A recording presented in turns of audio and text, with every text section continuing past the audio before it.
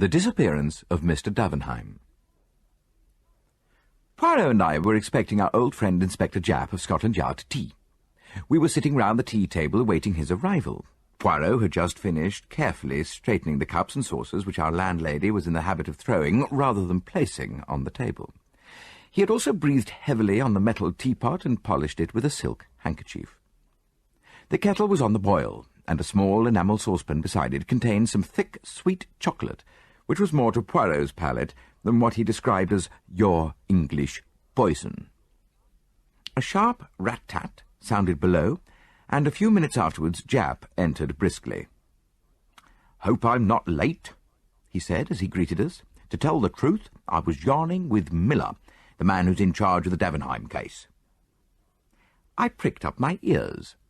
For the last 3 days the papers had been full of the strange disappearance of Mr. Davenheim, senior partner of Davenheim and Salmon, the well-known bankers and financiers.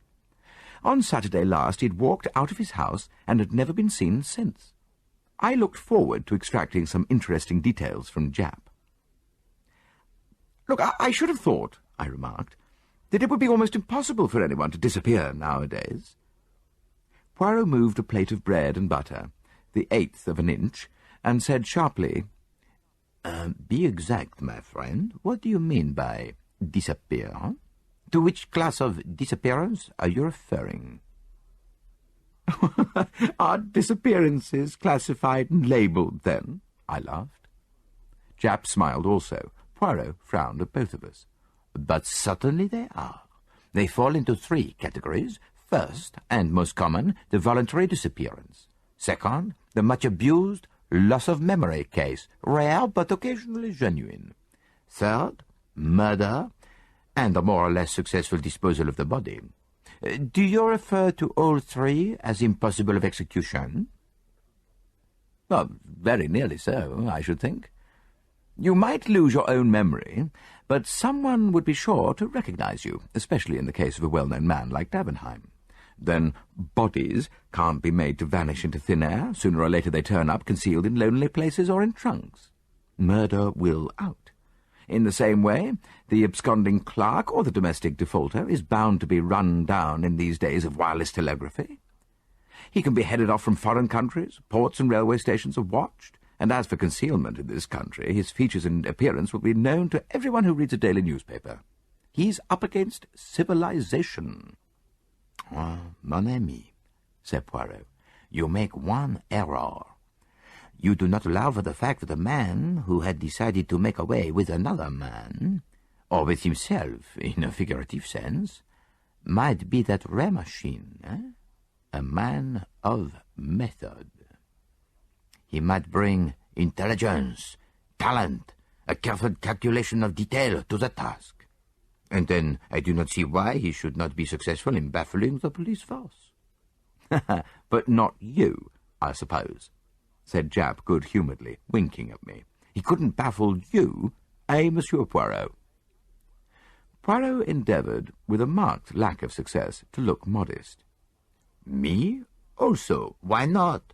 It is true that I approach such problems with an exact science, a mathematical precision which seems, alas, only too rare in the new generation of detectives." Japp grinned more widely. "Oh, I don't know," he said. "Miller, the man who's on this case, is a smart chap. You may be very sure he won't overlook a footprint or a cigar ash, or a crumb even. He's got eyes that see everything." "So, mon ami," said Poirot, "has the London sparrow. But, all the same, I should not ask the little brown bird to solve the problem of Mr. Davenheim." "Come now, monsieur. You're not going to run down the value of details as clues?" "Oh, by no means. These things are all good in their way. The danger is they may assume undue importance. Most details are insignificant. 1 or 2 are vital. It is the brain, the little grey cells," he tapped his forehead, "on which one must rely. The senses mislead. One must seek the truth within, not without." "Now, you don't mean to say, Monsieur Poirot, that you would undertake to solve a case without moving from your chair, do you?" that is exactly what I do mean. Granted the facts were placed before me, I regard myself as a consulting specialist. Japp slapped his knee. Well, hanged if I don't take you at your word. Bet you a fiver you can't lay a hand, or rather tell me where to lay my hand, on Mr. Davenheim, dead or alive, before a week is out. Poirot considered. Eh bien, mon ami, I accept. Le sport, it is the passion of you English. Now, the facts. Well, on Saturday last, as is his usual custom, Mr. Davenheim took the 12:40 train from Victoria to Chingside, where his palatial country seat, the Cedars, is situated. After lunch he strolled round the grounds and gave various directions to the gardeners. Now, everybody agrees that his manner was absolutely normal and as usual. After tea, he put his head into his wife's boudoir, saying that he was going to stroll down to the village and post some letters. He added that he was expecting a Mr. Lowen on business. If he should come before he himself returned, he was to be shown into the study and asked to wait. Mr. Davenheim then left the house by the front door, passed leisurely down the drive and out at the gate, and was never seen again. From that hour he vanished completely. Pretty, eh? Very pretty. Altogether a charming little problem, murmured Poirot. Proceed, my good friend. About a quarter of an hour later, a tall, dark man with a thick black moustache rang the front doorbell and explained that he had an appointment with Mr. Davenheim. He gave the name of Lowen, and, in accordance with the banker's instructions, was shown into the study. Nearly an hour passed. Mr. Davenheim did not return. Finally, Mr. Lowen rang the bell and explained that he was unable to wait any longer, as he must catch his train back to town. Mrs. Davenheim apologized for her husband's absence, which seemed unaccountable, as she knew him to have been expecting the visitor. Mr. Lowen reiterated his regrets and took his departure. Well, as everyone knows, Mr. Davenheim did not return. Early on Sunday morning the police were communicated with, but could make neither head nor tail of the matter. Mr. Davenheim seemed literally to have vanished into thin air. He had not been to the post office, nor had he been seen passing through the village. At the station they were positive he had not departed by any train. His own motor had not left the garage. If he had hired a car to meet him in some lonely spot, it seems almost certain that by this time, in view of the large reward offered for information, the driver of it would have come forward to tell what he knew. Oh, true, there was a small race meeting at Entfield, 5 miles away, and if he had walked to that station he might have passed unnoticed in the crowd, but since then his photograph and a full description of him have been circulated in every newspaper, and nobody's been able to give any news of him. Now, we have, of course, received many letters from all over England, but each clue, so far, has ended in disappointment. On Monday morning, a further sensational discovery came to light.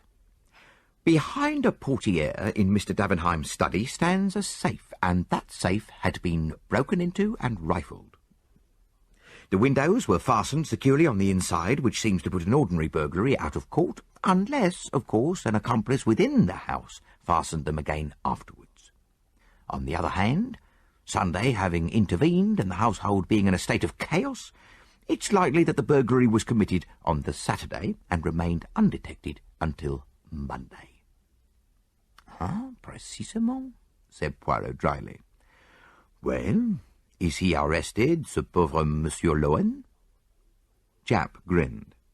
Not yet, but he's under pretty close supervision. Poirot nodded. What was taken from the safe? Have you any idea? We've been going into that with the junior partner of the firm and Mrs. Davenheim. Apparently there was a considerable amount in bearer bonds and a very large sum in notes, owing to some large transaction having been just carried through. There was also a small fortune in jewellery. All Mrs. Davenheim's jewels were kept in the safe. The purchasing of them had been a passion with her husband of late years, and hardly a month passed that he didn't make her a present of some rare and costly gem. Altogether a good haul, said Poirot thoughtfully. Now, what about Lowen? Is it known what his business was with Davenheim that evening? Well, The two men were apparently not on very good terms. Lowen is a speculator in quite a small way. Nevertheless, he's been able once or twice to score a coup off Davenheim in the market. Well, though it seems they seldom or never actually met. It was a matter concerning some South American shares which led the banker to make his appointment. Had Davenheim interests in South America, then? I believe so. Mrs. Davenheim happened to mention that he spent all last autumn in Buenos Aires. Any trouble in his home life? Well, was a husband and wife on good terms? I should say his domestic life was quite peaceful and uneventful. Mrs. Davenheim is a pleasant, rather unintelligent woman, or quite a non-entity, I think.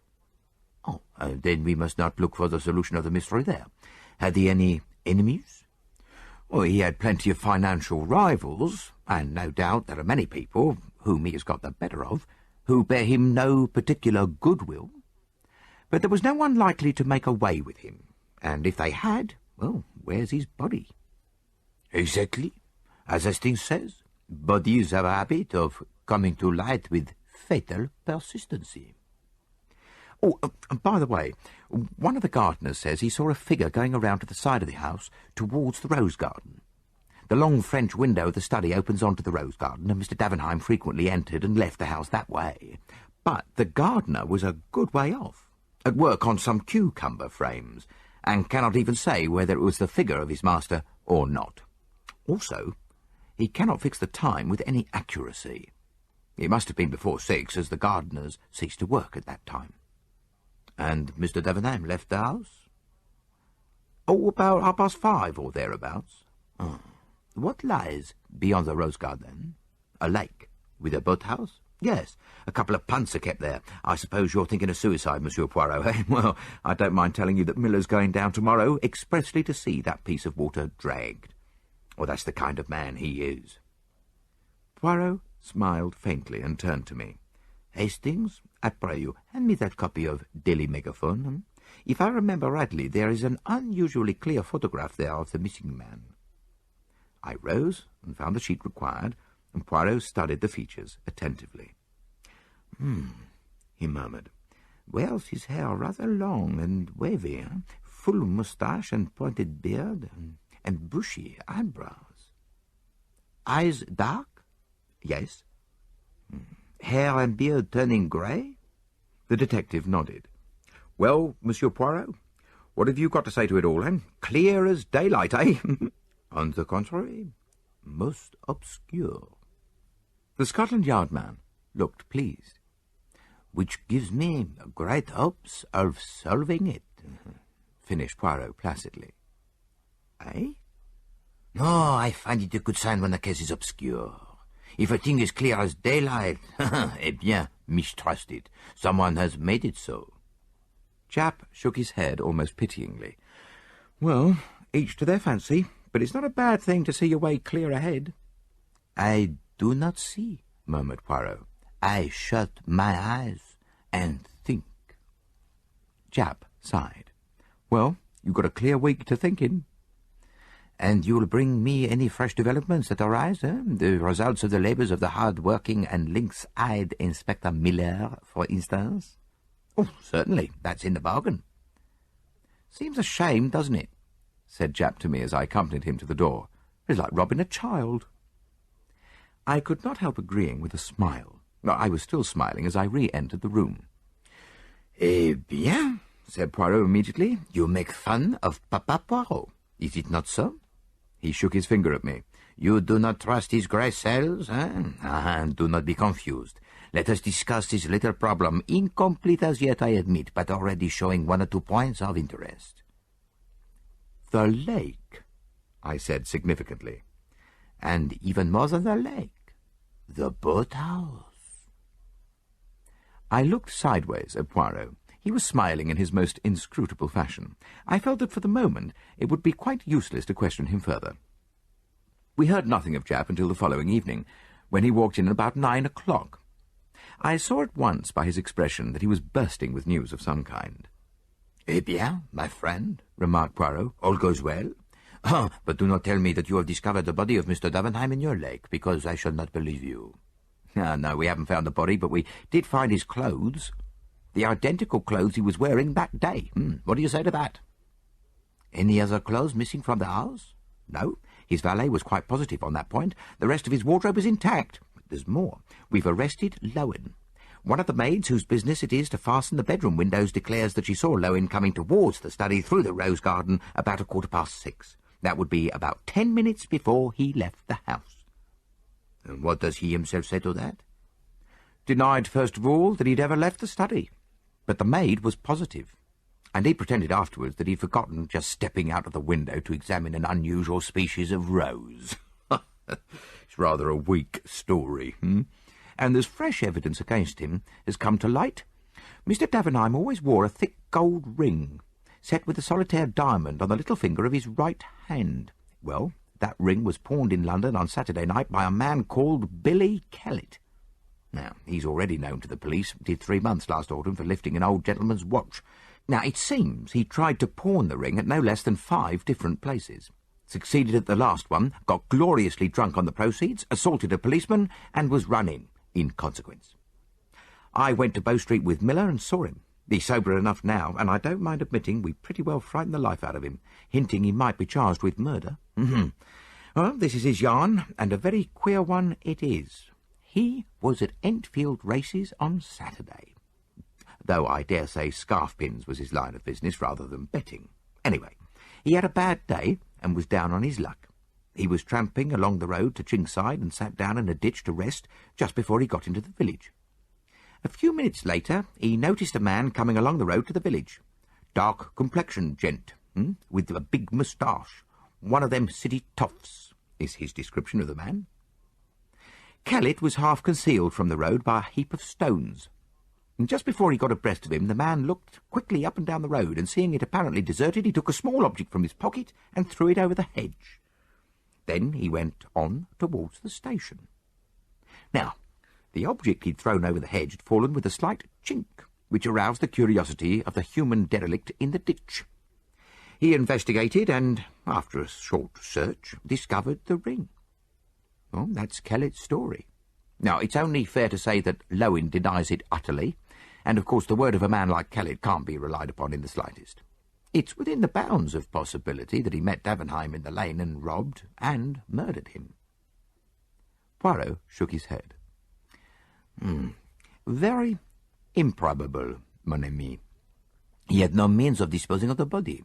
It would have been found by now. Secondly, the open way in which he pawned the ring makes it unlikely that he did murder to get it. Thirdly, your sneak thief is rarely a murderer.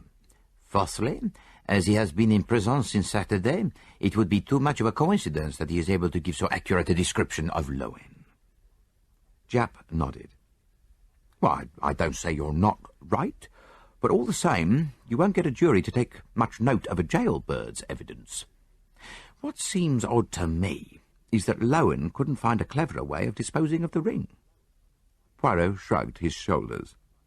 Well, after all, if it were found in the neighbourhood, it might be argued that Davenheim himself had dropped it. Yes, well, why remove it from the body at all? I cried. Well, there might be a reason for that, said Japp. Do you know that just beyond the lake a little gate leads out onto the hill, and not 3 minutes' walk brings you to, what do you think, eh? A lime kiln. Good heavens, I cried. You mean that the lime which destroyed the body would be powerless to affect the metal of the ring? Exactly. Oh, it seems to me, I said, that explains everything. What a horrible crime. By common consent, we both turned and looked at Poirot. He seemed lost in reflection, his brow knitted, as though with some supreme mental effort. I felt at last his keen intellect was asserting itself. What would his first words be? We were not long left in doubt. With a sigh, the tension of his attitude relaxed, and turning to Japp, he asked, "Have you any idea, my friend, whether Mr. and Mrs. Davenheim occupy the same bedroom?" But the question seemed so ludicrously inappropriate that for a moment we both stared in silence. Then Japp burst into a laugh. "Oh, good Lord, Monsieur Poirot, I thought you were coming out with something startling. As to your question, well, I'm sure I don't know." You could find out? Asked Poirot with curious persistence. Well, so certainly, if you really want to know. Merci, mon ami. I should be obliged if you would make a point of it. Japp stared at him a few minutes longer, but Poirot seemed to have forgotten us both. The detective shook his head sadly at me and, murmuring, "Poor old fellow, war's been too much for him," gently withdrew from the room. As Poirot seemed sunk in a daydream, I took a sheet of paper and amused myself by scribbling notes upon it. My friend's voice aroused me. He had come out of his reverie and was looking brisk and alert. "Que faites-vous là, mon ami?" "I was jotting down what occurred to me as the main points of interest in this affair." "Ah, you become methodical at last," said Poirot approvingly. I concealed my pleasure. "Shall I read them to you?" "Oh, by all means." I cleared my throat. 1. All the evidence points to Lowen having been the man who forced the safe. 2. He had a grudge against Davenheim. 3. He lied in his first statement that he had never left the study. 4. If you accept Billy Kellett's story as true, Lowen is unmistakably implicated. I paused. "Well?" I asked, for I felt that I had put my finger on all the vital facts. Poirot looked at me pityingly, shaking his head very gently. "Oh, mon pauvre ami, but it is that you have not a gift. The important detail, you appreciate him never. Also, your reasoning is false." "Well, how?" "Let me take your 4 points. 1. Mr. Lowen could not possibly know that he would have the chance to open the safe. He came for a business interview. He could not know beforehand that Mr. Davenheim would be absent, posting a letter, and that he would consequently be alone in the study." "But he might have seized the opportunity," I suggested. "And the tools? City gentlemen do not carry around housebreakers' tools on the off chance, and one could not cut into that safe with a penknife." "Well, what about number 2? "You say Lowen had a grudge against Mr. Davenheim. What you mean is that he had once or twice got the better of him, and presumably these transactions were entered into with a view of benefiting himself. In any case, you do not as a rule bear a grudge against a man you have got the better of. It is more likely to be the other way about. Whatever grudge there might have been would have been on Mr. Davenheim's side." "Well, you can't deny that he lied about never having left the study." "No. But he may have been frightened. Remember, the missing man's clothes had just been discovered in the lake. Of course, as usual, he would have done better to speak the truth." "And the 4th point?" "No, I grant you that. If Kellett's story is true, Lowen is undeniably implicated. That is what makes the affair so very interesting." "Well, then I did appreciate one vital fact." Perhaps, but you have entirely overlooked the 2 most important points, the ones which undoubtedly hold the clue to the whole matter." "And pray, what are they?" 1. The passion which has grown upon Mr. Davenheim in the last few years for buying jewellery. 2. His trip to Buenos Aires last autumn." "Poirot, you are joking." "No, I am serious." "Ah, sacred thunder, but I hope Japp will not forget my little commission." But the detective, entering into the spirit of the joke, had remembered it so well that a telegram was handed to Poirot about 11 o'clock the next day. At his request, I opened it and read it out. "Husband and wife have occupied separate rooms since last winter." "Ha-ha!" cried Poirot. "And now we are in mid-June. All is solved." I stared at him. "You have no monies in the bank of Davenheim and Salmon, mon ami?" "No," I said, wondering. "Why?" "Because I should advise you to withdraw it before it is too late." "Well, why? What do you expect?" "I expect a big smash in a few days, perhaps sooner. Oh, which reminds me, we will return the compliment of a dépêche to Japp. A pencil, I pray you, and a form. Voilà. Advise you to withdraw any money deposited with firm in question." That will intrigue him, the good Japp. His eyes will open wide, wide. He will not comprehend in the slightest until tomorrow or the next day." I remained sceptical, but the morrow forced me to render tribute to my friend's remarkable powers. In every paper was a huge headline telling of the sensational failure of the Davenheim Bank. The disappearance of the famous financier took on a totally different aspect in the light of the revelation of the financial affairs of the bank.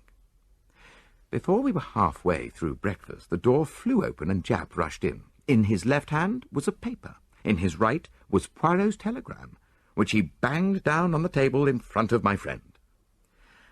"How did you know, Monsieur Poirot? How the blazes could you know?" Poirot smiled placidly at him. "Ah, mon ami, after your wire, it was a certainty. From the commencement, see you, it struck me that the safe burglary was somewhat remarkable. Jewels, ready money, bearer bonds, all so conveniently arranged for whom? Well, the good Monsieur Davenheim was of those who look after number one, as your saying goes. It seemed almost certain that it was arranged for himself. And then his passion of late years for buying jewelry, How simple. The funds he embezzled, he converted into jewels, very likely replacing them in turn with paste duplicates, and so he put away in a safe place under another name a considerable fortune to be enjoyed all in good time when everyone has been thrown off the track. His arrangements completed, he makes an appointment with Mr. Lowen, who has been imprudent enough in the past to cross the great man once or twice. He drills a hole in the safe, leaves orders that the guest is to be shown into the study, and walks out of the house. Where? Poirot stopped and stretched out his hand for another boiled egg. He frowned. "It is really insupportable," he murmured, "that every hen lays an egg of a different size. What symmetry can there be on the breakfast table? At least they should sort them in dozens at the shop." "No, never mind the eggs," said Japp impatiently. "Let 'em lay 'em square if they like. Tell us where our customer went to when he left the Cedars. That is, if you know." "Eh bien, he went to his hiding place. Ah, this Monsieur Davenheim. There may be some malformation in his grey cells, but they are of the first quality." "Well, do you know where he's hiding?" "Oh, certainly. It is most ingenious." "Well, for the Lord's sake, tell us then." Poirot gently collected every fragment of shell from his plate, placed them in the egg cup, and reversed the empty eggshell on top of them. This little operation concluded, he smiled on the neat effect, and then beamed affectionately on both of us. "Oh, come, my friends, you are men of intelligence. Ask yourselves the question I asked myself. If I were this man, where should I hide? Hastings, what do you say?" "Well," I said, "I am rather inclined to think I'd not do a bolt at all. I'd stay in London, in the heart of things, travel by tubes and buses. 10 to 1 I'd never be recognized, or there's safety in a crowd." Poirot turned inquiringly to Japp. No, I don't agree. No, get clear away at once. That's the only chance." "I would have had plenty of time to prepare things beforehand. I'd have a yacht waiting, with steam up, and I'd be off to one of the most out-of-the-way corners of the world before the hue and cry began." We both looked at Poirot. "What do you say, monsieur?" For a moment he remained silent. Then a very curious smile flitted across his face. "My friends, if I were hiding from the police, do you know where I should hide?" "In a prison." "What?" "You are seeking Monsieur Davenheim in order to put him in prison, so you never dream of looking to see if he may not be already there." "Well, what do you mean?" "You tell me Madame Davenheim is not a very intelligent woman. Nevertheless, I think if you took her up to Bow Street and confronted her with a man, Billy Kellett, she would recognize him, in spite of the fact that he has shaved his beard and moustache and those bushy eyebrows, and has cropped his hair close. A woman nearly always knows her husband, so the rest of the world may be deceived." "Well, Billy Kellett? But he's known to the police." "Did I not tell you Davenheim was a clever man. He prepared his alibi long beforehand. He was not in Buenos Aires last autumn. He was creating the character of Billy Kellett, doing 3 months, so that the police should have no suspicions when the time came. He was playing, remember, for a large fortune as well as liberty. It was worthwhile doing the thing thoroughly, only... Yes? Eh bien, afterwards he had to wear a false beard and wig, had to make up as himself again, and to sleep with a false beard is not easy. It invites detection. He cannot risk continuing to share the chamber of Madame his wife. Now, you found out for me that for the last 6 months, or ever since his supposed return from Buenos Aires, he and Mrs. Davenheim occupied separate rooms. Then I was sure everything fitted in. The gardener, who fancied he saw his master going round to the side of the house, was quite right. He went to the boathouse, donned his tramp clothes, which you may be sure had been safely hidden from the eyes of his valet, dropped the others in the lake, and proceeded to carry out his plan by pawning the ring in an obvious manner, and then assaulting a policeman, getting himself safely into the haven of Bow Street, where nobody would ever dream of looking for him. "It's impossible," murmured Japp. "Ask Madame," said my friend, smiling. The next day, a registered letter lay beside Poirot's plate. He opened it, and a £5 note fluttered out. My friend's brow puckered. "Ah, sacré! But what shall I do with it? I have much remorse. So pauvre Japp. Oh. Ah, an idea! We will have a little dinner, we 3. That consoles me. It was really too easy. I am ashamed. I, who would not rob a child. Miltonner, mon ami, what have you, that you laugh so heartily?"